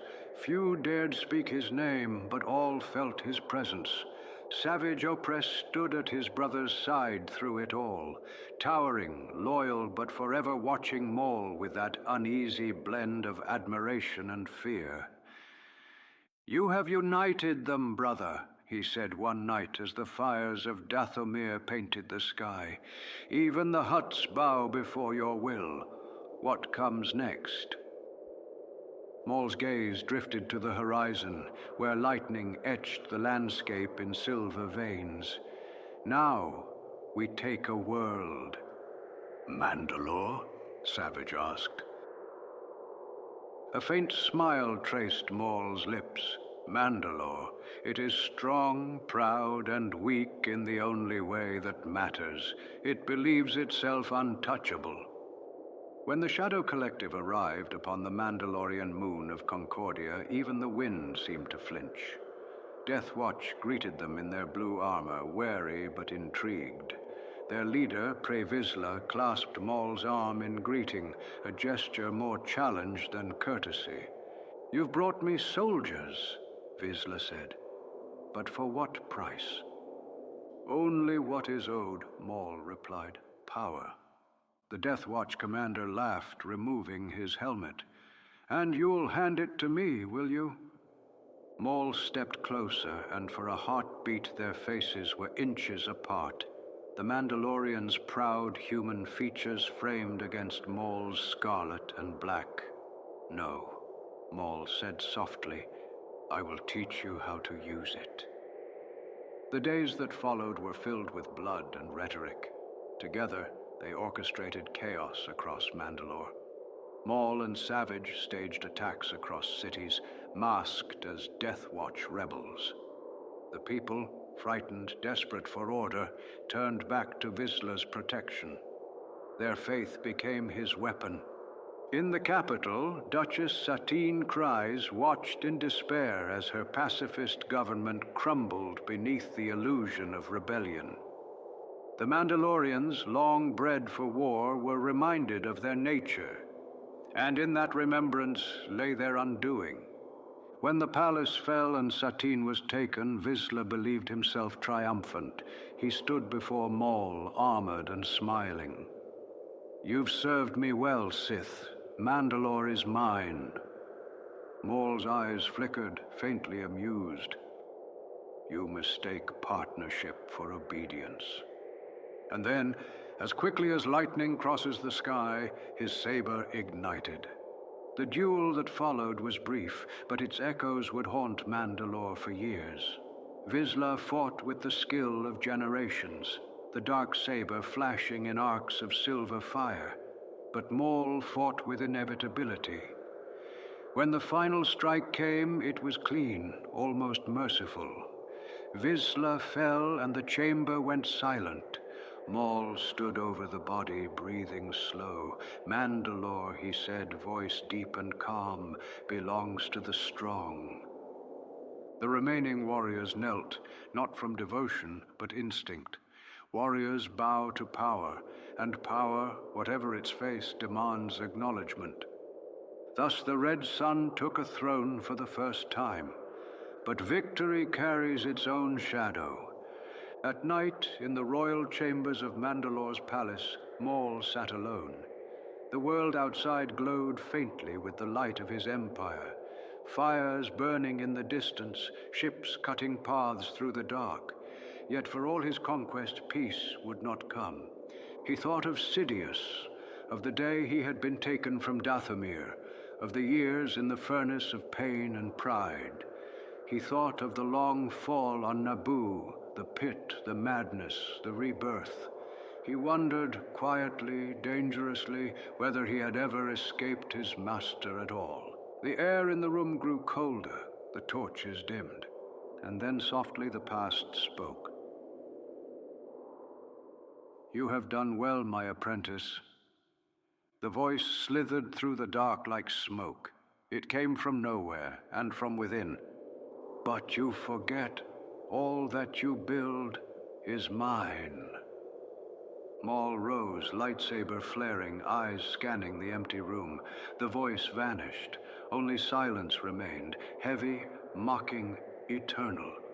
He deactivated the blade. His reflection stared back from the obsidian floor, red and black, scarred and defiant. "So be it," he whispered, "then let him come." Outside, the wind screamed across Mandalore's plains, bending banners of crimson and black. In the distance, thunder rolled, a prelude not of weather, but of reckoning. And thus ends the 8th night, my young one. The Shadow Collective stands mighty, the sun enthroned, the mother's will fulfilled. But in the dark between stars, the old master stirs. And when next we speak, his shadow will fall upon Mandalore like the memory of the furnace reborn. Chapter 9, The Fall of Mandalore. Close your eyes, my young one, and feel the air of Mandalore change. It carries iron and ash, yes, but also the strange hush that arrives when a great hand reaches toward a board and pieces forget their names. Cities that once declared neutrality now listen for footsteps. Warriors who once sang of honor now rehearse the quieter song of obedience. On the great throne of cold metal, the red sun sits very still and measures the space between his breath and destinies. Night gathers early upon this world. It lingers in the canyons and the corridors. It waits in the grooves of ancient armor. It hums along the cables that cradle the cities above the barren stone. The banners of the Shadow Collective rattle softly in the wind, each gust a reminder that power, for all its heat, grows cold when it is forced to wait. In the courtyards below the palace, mercenaries drill by torchlight. Their boots strike one rhythm, their hearts another. They are loyal to wages, to fear, to reputation. They are not loyal to Dawn. Dawn belongs to someone else. Within the throne room, the red sun studies maps projected above the floor, blue lines for corridors, red for choke points, pale gold for routes the timid prefer. His brother stands beside him, a tower of muscle and impatience. "They fear you," the brother says, voice thick as the planet's stone. "They speak your name with caution. Even the clans kneel when you enter." "Kneeling," the red sun murmurs, "is a posture, not a covenant." He dismisses the maps with a flick of his fingers. The light thins and disappears. "Has our guest been sent back to his cage?" Savage nods. Prisoners are not uncommon now. Governors who refused, captains who resisted, politicians who dared to remember a soft version of the world. There is another, too, a figure robed in earth tones, eyes bright with sorrow and stubbornness, confined in a cell whose walls remember other screams. But he is not tonight's concern. Tonight, concern comes in a different robe entirely. The brother tilts his head, as if listening to something only he can hear. "The wind is wrong," he says. "It smells of old metal." "It smells of memory," the red sun replies. He rises from the throne. The weight of his double blade on his back is reassurance, a familiar sentence written in the grammar of light. "Come." They walk the long balcony that overlooks the city, domes like polished bones, spires like spears the sky forgot to pull free. Far below, lights move along the streets like cautious insects. The red sun rests his hands upon the rail. Night presses close. He breathes it in, as a sommelier tastes an old vintage, learning which season birthed it and which storm educated it into usefulness. There is a tremor in the air, not the tremor of engines or artillery, but a subtler thing, as if the planet had remembered a story it tried very hard to forget. The brother shivers without knowing he is shivering. "What is it?" he asks. "A teacher," the red sun answers, voice very soft, "and a debt." The tremor becomes a presence. No, not a presence, a decision. Beneath it, the torches along the balcony gutters bow and gutter as though they have been asked a question to which their flames cannot afford an answer. A ripple moves through the battlements, through helmets and hearts, through banners and bones. Somewhere, a guard drops a pike without meaning to. Somewhere else, a child in a quiet room wakes and does not know why. And then he arrives. Not with fanfare, not with armies, with a step. The old master walks into the throne room as if into his own reflection. The doors open because they believe they must. The air arranges itself fraternally around him. A cowl conceals most of his face. It does not conceal the gravity he carries like a private planet. The guards who would bar his path suddenly decide that there are better places to stand. The red sun and his brother step forward to meet him, blades as yet unlit, hearts as yet unbroken. "My apprentice," the old master says, and the word apprentice is both a caress and a chain. "You have been busy." "I have been useful," the red sun replies, eyes bright. "I have built what you chose to abandon. I have gathered what you squandered." A smile climbs the old master's mouth like frost upon stone. Ambition, a faithful hound, it stays where it is fed. He looks around the chamber as if admiring a room tidied by a servant whose efforts are touching but insufficient. "You have made a throne, but thrones are seats, not answers." Savage steps forward, great shoulders squared. "You will show respect," he rumbles, hands straying toward his weapon. "Respect," the old master repeats, as if tasting a fruit from a tree he planted long ago, "is for equals." He lets the sentence hang. Its shadow lengthens until the room is mostly shadow. There is no more talk, Language has carried them as far as it can. The red sun moves, and in moving he becomes who he is, intention given skin and light. His double blade blooms at both ends, a crimson flower opening in furious slow motion. His brother's weapon roars to life beside it. The old master answers with less spectacle, two short blades, elegant as dismissals, but the room changes temperature when they appear. Mercy slips away to wait outside. The first exchange is not a fight, it is a measurement. Metal meets metal, light meets light, will meets will. Sparks flee the conversation like witnesses refusing to be called. The floor hears the truth in those first steps and begins to keep score. They move, oh, they move, through pillars and across platforms, up stairs that forget to be stairs and become rivers, down into chambers where banners gasp in draughts and statues remember being quarries. The brother is a storm, all muscle and thunder, honest and terrible. The red sun is a knife thrown by an oath. The old master is history in motion, the curve of inevitability cutting through time. Guards try to help and are gently moved into sleep. The palace holds its breath, then takes another, longer one. For a moment, a true, dangerous moment, the brothers think they have him. The old master retreats before their twin fury, cloak whispering, blades a precise metronome.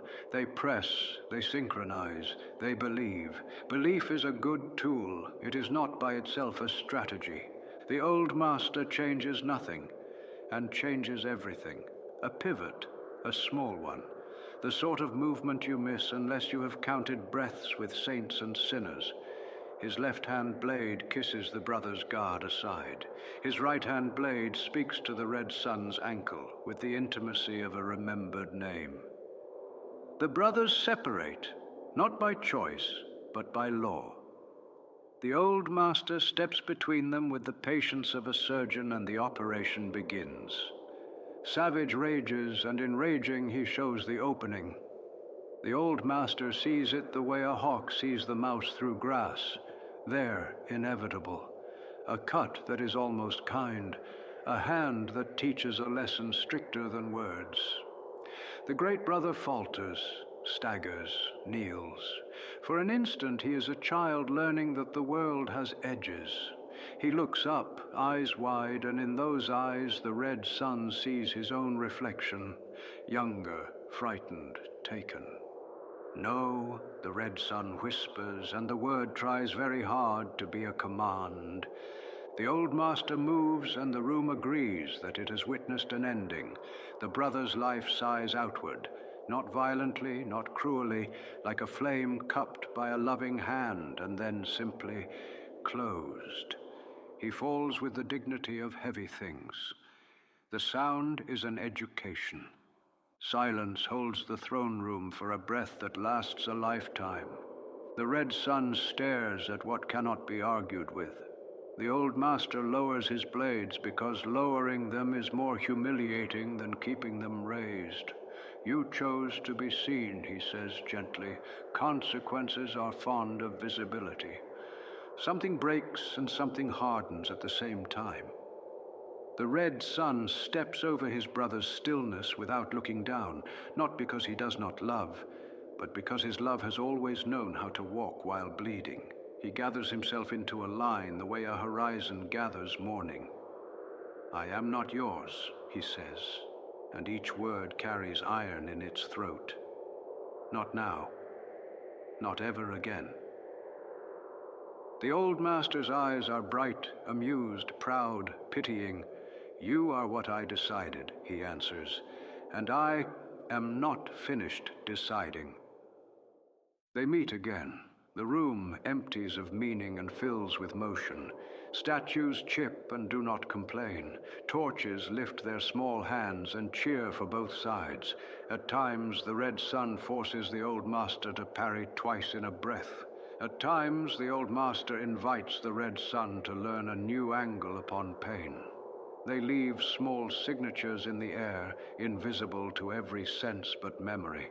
And then the old master chooses to end gratitude. A strike at the knee, a denial at the wrist, a disarming that feels like the erasure of a name. The red sun's blade clatters, an insult echoed by the stones. He drops to one knee, but refuses to bow. The old master comes close, too close, and the intimacy is colder than any distance. "You have always played your part beautifully," he murmurs. "Now play the part that brings this act to its close." Lightning could not move faster than what follows. A flurry that is less a series than a single word spoken correctly. The red sun cries out, not in fear, in recognition. He has met the end of a hallway he built himself. He has arrived at the door he thought he had locked. He falls. He breathes. He lives. The old master's blades hover at his throat like two polite questions. "Why?" the red sun asks, and the word carries ashes. "Because I have other uses for you," the old master replies, voice warm with winter. "Because endings are for those who cannot be repurposed. You can." Bindings, metal humming softly, appear where hands should be. The air itself seems to assist in the arrest. Guards relearn their courage just in time to be unnecessary. The old master turns away, and turning away is the sharpest victory a teacher can allow himself. "Mandalore," he remarks as if discussing the weather, "is an adequate rehearsal room. Our next stage will be grander." He departs the way he arrived with one step that becomes ownership. The palace exhales. Somewhere deep in the lower levels, a prisoner stares at the wall and feels the disturbance of a story pivoting. The red sun lies upon the cold floor. He is not a child, not a student, not a lord, not a ghost. He is a line drawn in ash that refuses the breeze. His brother's absence sits beside him like a lion at rest. He turns his head and looks at the throne, that deliberate chair, and understands at last that it is an instrument, not a sanctuary. He closes his eyes, opens them, closes them again. When he is lifted, carried, caged, he does not struggle. Not because he has surrendered, no, my young one, because he is learning a slower art, to keep the flame under the smallest possible cup, to teach the flame patience until the next breath. Outside, Mandalore does what worlds always do when the powerful come and go. It returns to the sound of its own weather. Banners are taken down, then put up again with different colors. Speeches are written that will make mothers nod. Warriors polish their grief until it shines. The sky turns, untroubled, toward morning. And in a ship that hums like a long thought, the old master sits with his prize and regards him as one regards a knife inherited from a grandfather. Worn, reliable, still capable of honest work. "Rest," he suggests, more command than kindness. "We begin again soon." The red sun closes his eyes, not in obedience, in gathering. In that darkness behind the lid, Dathomir's red sky kindles. Green smoke coils. A hand, warm and strong, lifts. A young man in desert robes speaks a vow beneath twin suns. A throne grows cold without its occupant. All these things breathe together like a choir rehearsing. His chest rises, falls, rises. Sleep now. Draw your own breath to match his. Mandalore has fallen without the earth cracking. Such is the way of empires and of hearts. The next night will not offer peace, not yet, but it will offer purpose again, that stern pillow upon which even hatred can finally rest. Chapter 10. The Ghosts of the Past. Breathe deeply, my young one. Let the smoke of Mandalore fade. Feel the galaxy turning, slow, unhurried, as though brushing dust from an old wound. The red sun lives still, though the word living must be stretched to fit what he has become. He has been stripped of his armies, robbed of his brother, and dragged by invisible chains into the farthest corners of obscurity. Yet even in obscurity, fire does not forget how to burn. He is a prisoner now, not in a dungeon of stone, but in a cage of silence. The old master keeps him close, a curiosity preserved in suffering. On the ship that ferries them between secret worlds, Maul kneels within a containment field that hums softly, green against his skin. His head is bowed. His hands rest in his lap, calm, composed, because calmness too can be a weapon. Darth Sidious watches from a dais of light and shadow, a patient god examining the consequence of creation. "You have learned much," Sidious says, voice smooth as old silk, "and forgotten more. Do you understand now why you fell?" Maul's lips twist, half snarl, half smile. "Because I trusted you." "No." Sidious steps closer, robes whispering like a confession. "Because you trusted yourself." He circles his former apprentice, the way a painter circles a canvas that refuses perfection. "You mistook hatred for mastery. Hatred is only the beginning. It is a spark, but a spark that burns too quickly dies in its own smoke." Maul raises his gaze, eyes burning with something that is not submission. "Then teach me again, my lord," he says softly. "Teach me how not to die." Sidious smiles. "Oh, my son, I already have." And with that, he leaves Maul in the humming quiet. The door seals. Darkness folds itself around the red sun like a familiar blanket. For a long time he does not move. The hum becomes a lullaby, the heat of the field a heartbeat. Then he whispers, almost tenderly, "I am still alive." Time, long and shapeless, moves. Sidious does not kill him. He has other plans, other apprentices to sharpen, other wars to stage. Maul is a discarded weapon, but one too exquisite to destroy. So he is allowed to rot in comfort. He is sent from world to world, a secret exile, watched always, forgotten by design. But within that forgetting, memory ripens. On the fifth planet of a nameless system, he is left in a small fortress of stone and sand. There he meditates, day after bleeding day.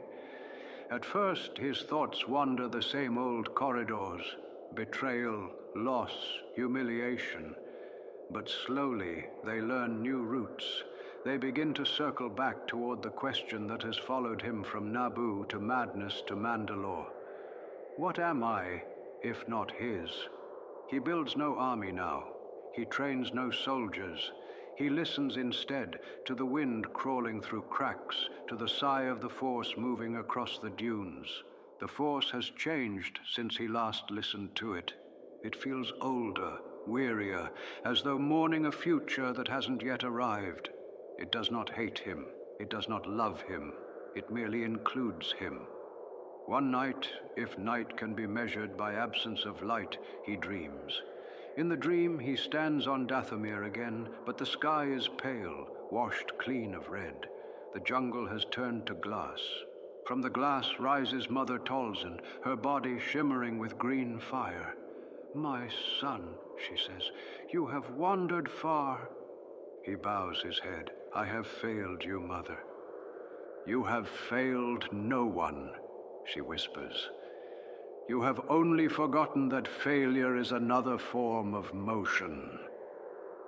He reaches for her, but her hand becomes smoke, her face a reflection trembling on the glass. "Where must I go?" he asks. "Forward," she replies. "Always forward. Even ghosts must travel." When he wakes, the fortress is still, but he feels the dream's residue clinging to his skin, cool and insistent.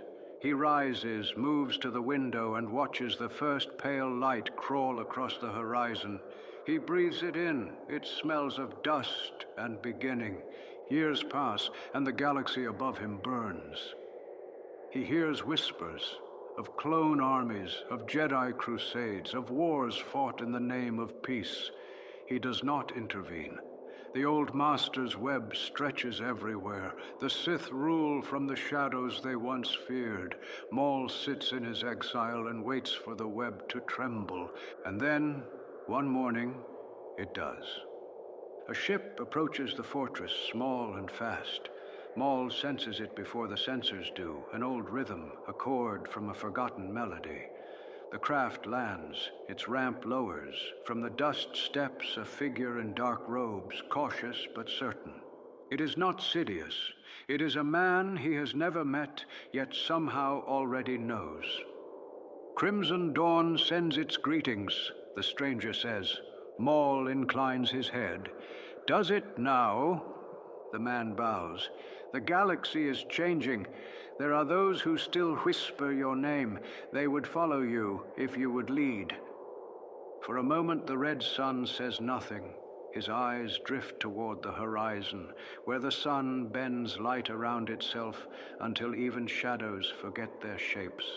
He thinks of Mandalore's throne, of the hum of Sidious's voice, of the dream of his mother saying forward. Finally he nods, then let them whisper louder. Thus begins the quiet resurrection. He does not announce himself. He moves in silence, touching old networks, reviving forgotten loyalties. The remnants of the Shadow Collective gather once more, smaller now, leaner, but hardened by survival. They take a new name, Crimson Dawn, and under Maul's guidance it grows into something the Republic cannot see and the Empire dares not acknowledge. Smugglers, assassins, traders of secrets, all find their place beneath his unseen banner, yet Maul himself remains a phantom. He does not stand upon stages, he speaks through holograms, through agents, through rumor. To the galaxy, he is myth again, a warning whispered in cantinas. The Red One lives. The Sith who died didn't, and still, for all his empire's wealth and reach, he feels the old emptiness at his center. Power fills the hands, not the heart. His thoughts circle always back to one name, Kenobi. On nights when the stars are thin and the air too still, Maul walks alone across the cliffs of whatever world shelters him. He watches the sky, searching it as others search scripture. He remembers the way the young Jedi's blade had pierced him, the way the pit had swallowed his scream. He remembers the look in those blue eyes, not hatred but pity, pity, the final insult. I will find you, he whispers to the stars, and when I do, the galaxy will know peace at last, because you and I will have ended it. His voice fades into the wind, but the wind carries it, as Dathomir's wind once carried prophecies.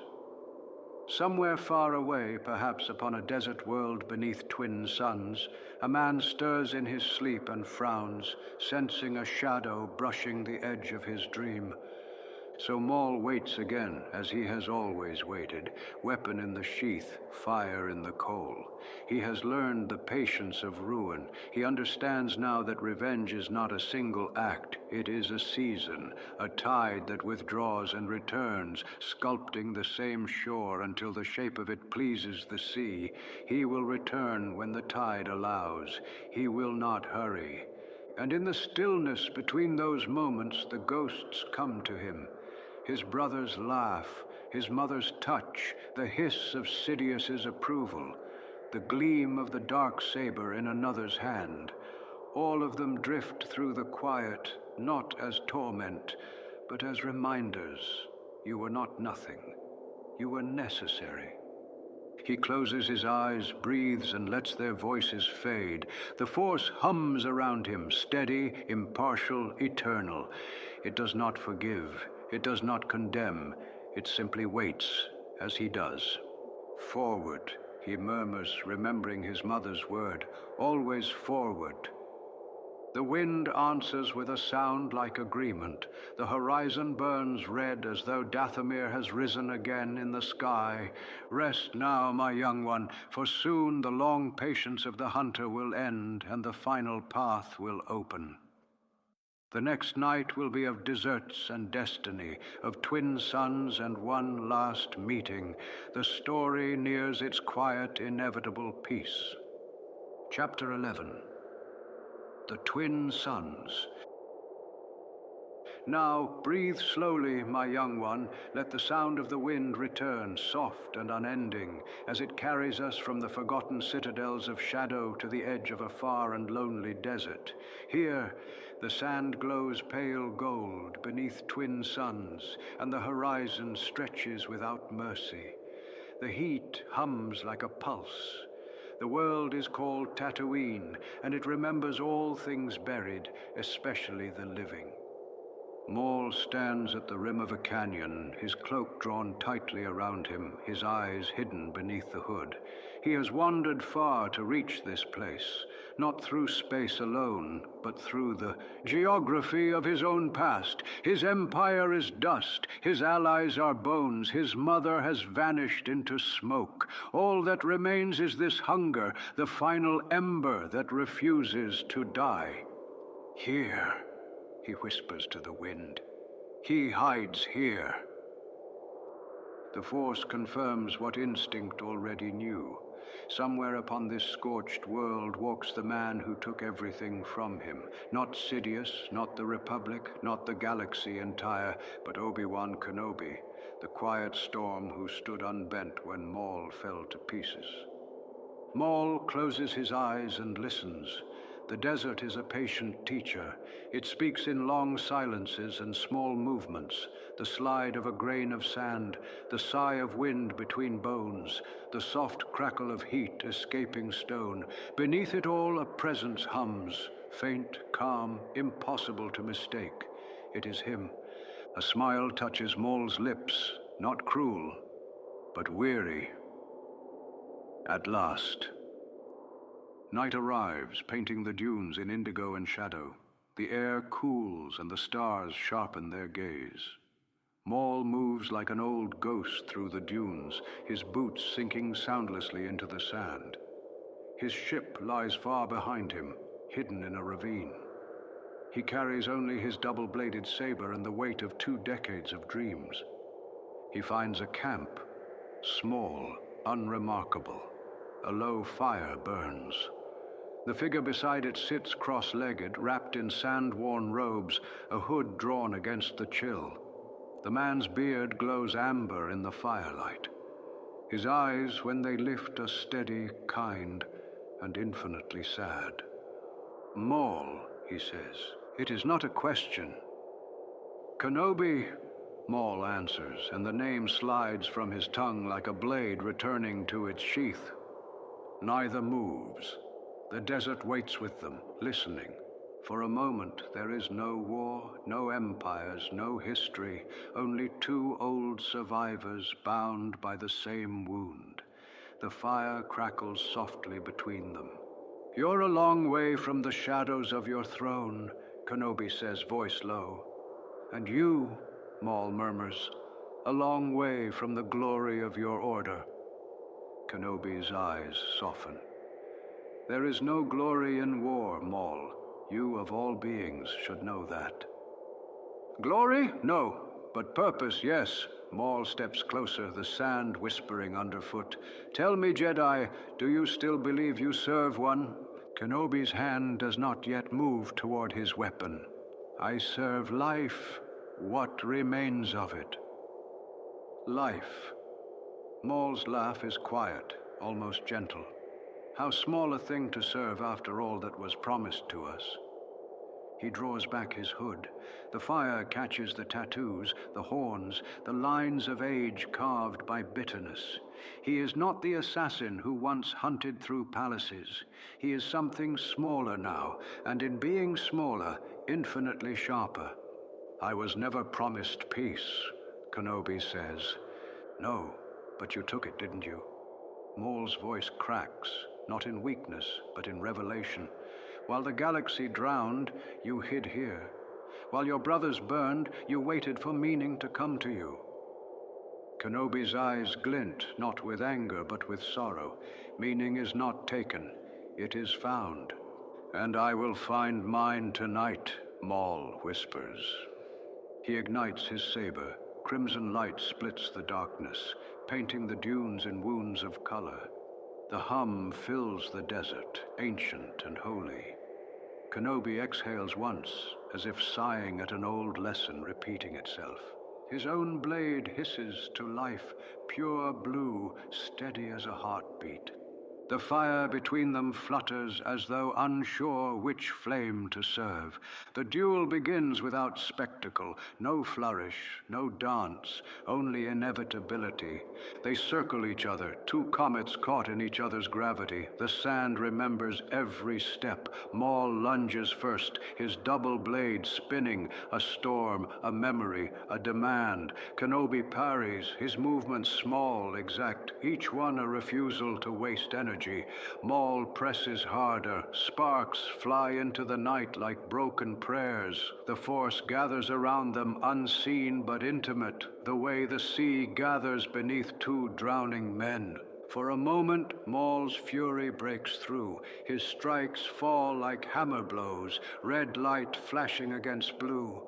Kenobi gives ground, breath calm, eyes unblinking, Maul's teeth bare. "Fight me!" he roars.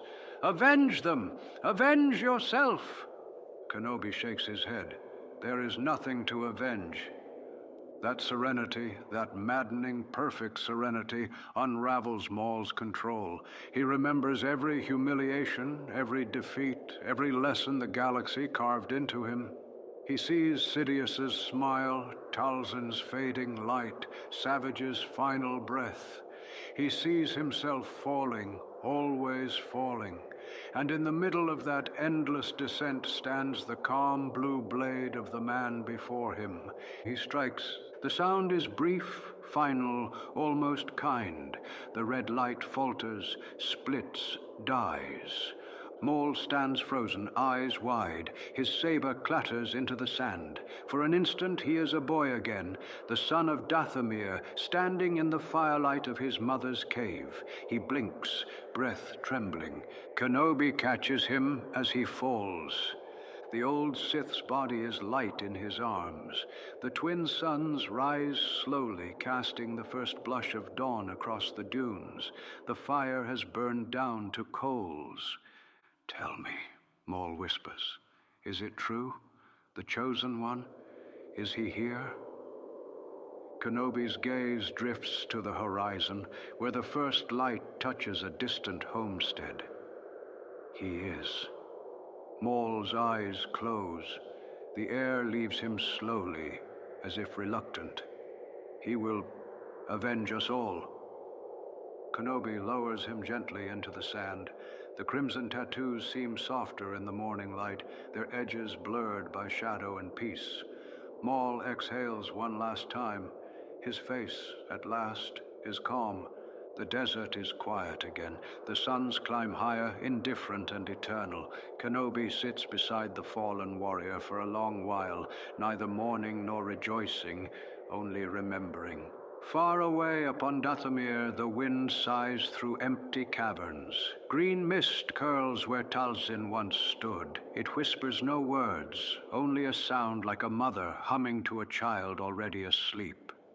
In that sound, the galaxy closes one more circle. And high above the dunes of Tatooine, the Force moves, slow, vast, tender, gathering both master and enemy into the same infinite breath. Chapter 12, The Peace of the Red Sun. Breathe with me now, slowly, deeply.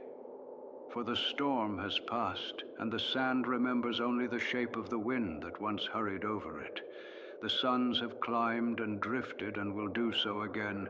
The desert keeps its counsel. The galaxy stirs as galaxies do, untroubled by the small endings that feel to us like the collapse of all things. And in that wide, patient quiet, the red sun rests. He has laid down his final blade. He has surrendered the last argument of his bones. Hatred, which once held him together like iron bands, loosens at last, and becomes nothing more dangerous than memory. There is a kind of mercy the living seldom recognize, the mercy of being allowed to finish a sentence. So many must leave in the middle of a word, or at the cruel comma of surprise. Not he. For all the thorns of his path, the last step was a full stop, deliberate, clean, given to him by the one he most deserved to meet beneath the honest sky. It was not triumph, it was not spite, it was not even justice. It was completion. And completion, my young one, is the gentlest shape of power. Let us walk softly among the echoes he leaves behind. Here, the faint print of a boy upon red earth, a cradle of smoke and stone, a mother's hand warm upon a fevered brow, a lullaby that sounded like a vow. There, the narrow corridor where a patient master measured pain into lessons. And the boy, eager to matter, drank each drop as if thirst were a virtue. Further on, the shining halls where blades sang in vaulted air, where speed felt like truth and impact felt like meaning. Beyond them, the deep shaft where rage learned how to survive its own fall, weaving rat's bones and scrap metal into a creed. Farther still, the banners, the throne, the illusion of arriving. Do you see how the footprints keep circling back, always toward the same wound that named itself purpose? Rest your throat now, and listen instead of speaking. There is a sound the Force makes when it draws a life into its palm. It is not thunder, it is not a choir. It is the sound of warmth leaving a cup and becoming the room. In that conversion, everything is included. The hand that struck and the hand that lifted, the blade that took and the blade that defended, the vow spoken in anger and the vow kept in love. All of it gathered, softened, made useful the way rain is useful even after it has forgotten the shape of clouds. What of the man himself? Does he wander as a ragged shade, forever relitigating the duel that ended his name? No, he has no need. The argument has resolved. A quieter truth presents itself, and he who never trusted quiet finds it curiously persuasive. He discovers the luxury of being unnecessary. Imagine it, after a life in which every breath had to justify itself to hunger and command, to be released from the arithmetic of proving.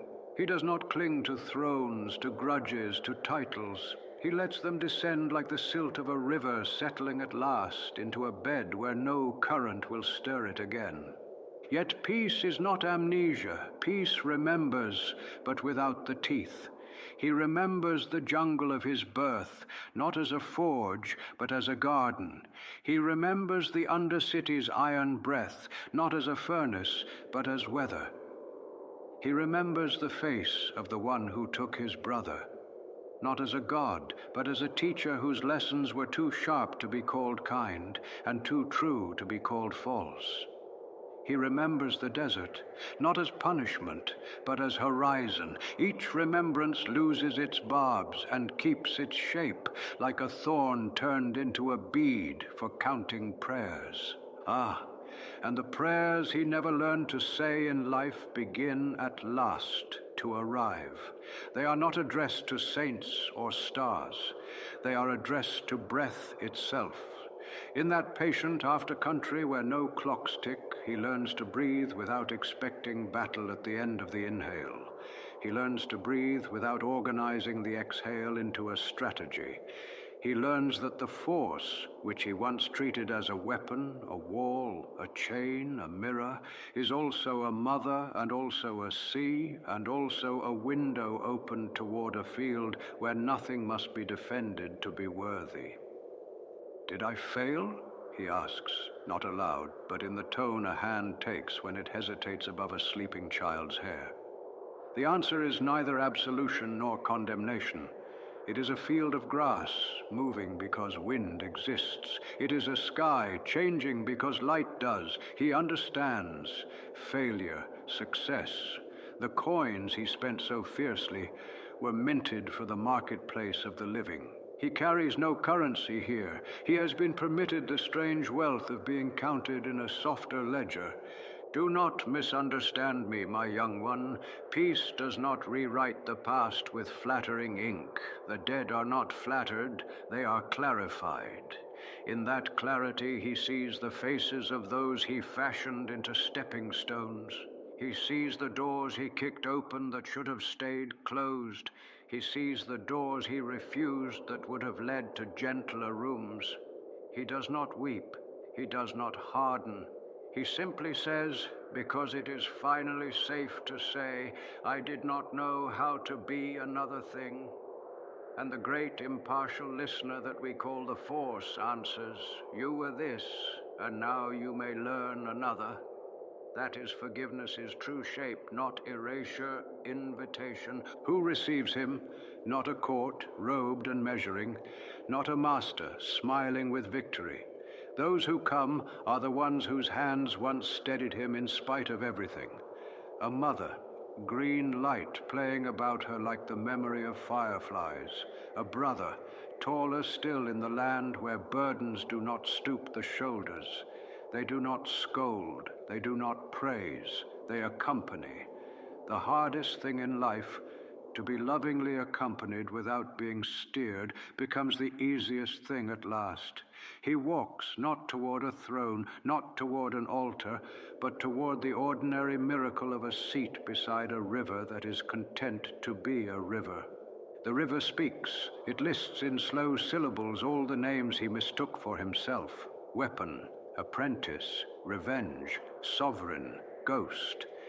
Then it tells him a smaller name, which turns out to be larger than the rest, son. He turns the word over in his hands as if weighing a rare fruit. Son of a place, son of a promise, son of a mistake made by those who confused possession with love. Son of a sky that never stopped being red when he needed it to be. The word fits, it warms his palms. He is not bruised by belonging, he is steadied by it. Let us stand back a pace and look at the arc of him, not as a caution, not as a fable, but as weather across a life. Storm gathering, storm breaking, rain watering fields that do not know the names of the clouds that blessed them. Is that not a gentler way to speak of what he was? Many slept easier under roofs he toppled, it is true. Many woke to futures he tried to cancel. And yet, in the receding thunder of him, some found courage to choose a different strength, quieter, steadier, less afraid of being unseen. The residue of a storm is sometimes the greenness of a hill. Rest, says the world he could not bend. Rest, says the wind he once tried to outrun. Rest, say the footprints that no longer need to be followed. And because he is finally ready to obey a command that harms no one, he rests, not out of defeat, out of intelligence. Even fire, after a long vigil, knows when to bank itself into ember. And even ember knows when to become the dark from which warmth can be born again, if cold. Now for you, dear listener, faithful apprentice of sleep, a final teaching dressed as a lullaby. If you walk beneath a sky that has sharpened to evening, and the breeze tastes faintly of iron and rain, and your worry rises like old smoke from a new wick, pause. Lay your hand upon the nearest stone, close your eyes. Remember a figure who tried with all the incorrect might of wounded love to turn the galaxy into a mirror for his need. Then let the thought loosen, drift, sink. Say to yourself, with a mercy he had to die to learn, I am not only what happened to me, I am also what I choose next. And then breathe. The world, your world, will answer. We have come to the far shore of our tale. The torches along the hallway gutter and decide to rest. The halls of Dathomir hold their breath and then release it, long and low. The palace on Mandalore fades to a cold silhouette. The desert on Tatooine wears its twin crowns.